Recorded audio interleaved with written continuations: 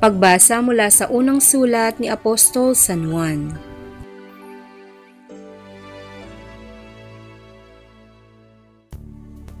Minamahal kong mga kapatid, sino ang makapagtatagumpay laban sa sanlibutan? Ang sumasampalatayang si Jesus ang anak ng Diyos.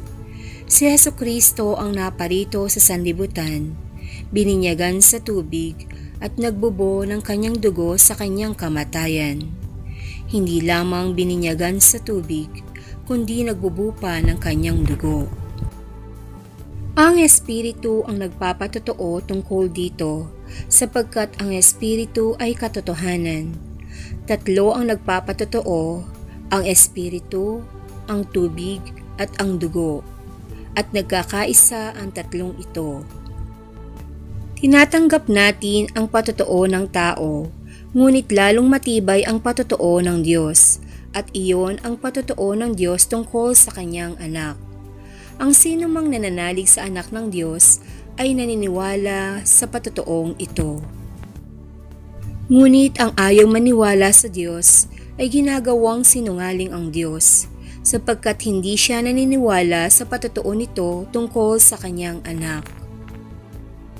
At ito ang patotoo. Ipinagkaloob sa atin ng Diyos ang buhay na walang hanggan, at ito'y makakamtan natin sa pamamagitan ng kanyang anak.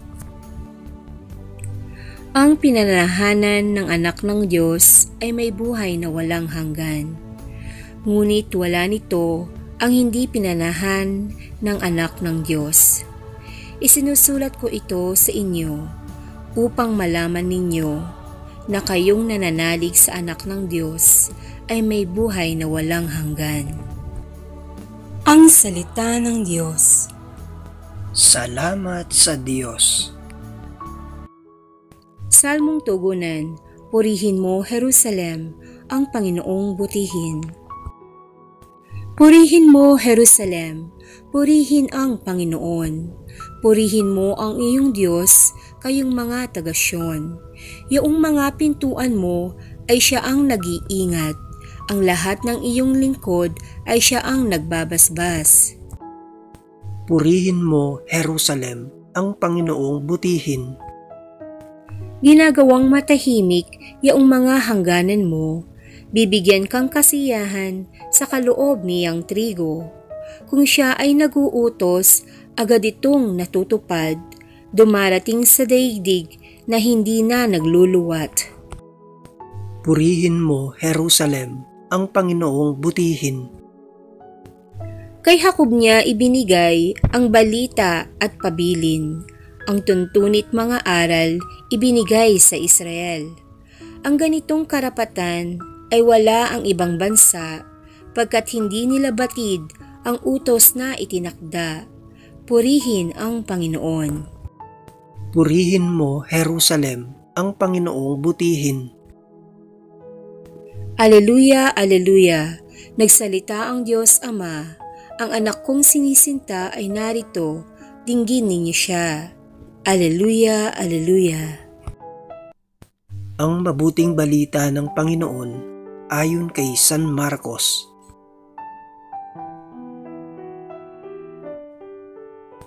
Noong panahong iyon, sinabi ni Juan Bautista sa kanyang pangangaral, "Darating na kasunod ko ang isang makapangyarihan kaysa sa akin, ni hindi ako karapat-dapat magkalag ng tali ng kanyang mga panyapak. Binibinyagan ko kayo sa tubig, ngunit bibinyagan niya kayo sa Espiritu Santo." Hindi nagluwat, dumating si Jesus mula sa Nazaret, Galilea, at siya bininyagan ni Juan sa ilog Jordan. Pagkahawon ni Jesus sa tubig ay nakita niyang nabuksan ng kalangitan at bumababa sa kanya ang Espiritu na gaya ng isang kalapati, at isang tinig ang nagmula sa langit. "Ikaw ang minamahal kong anak, lubos kitang kinalulugdan." Ang mabuting balita ng Panginoon. Pinupuri ka namin, Panginoong Hesukristo.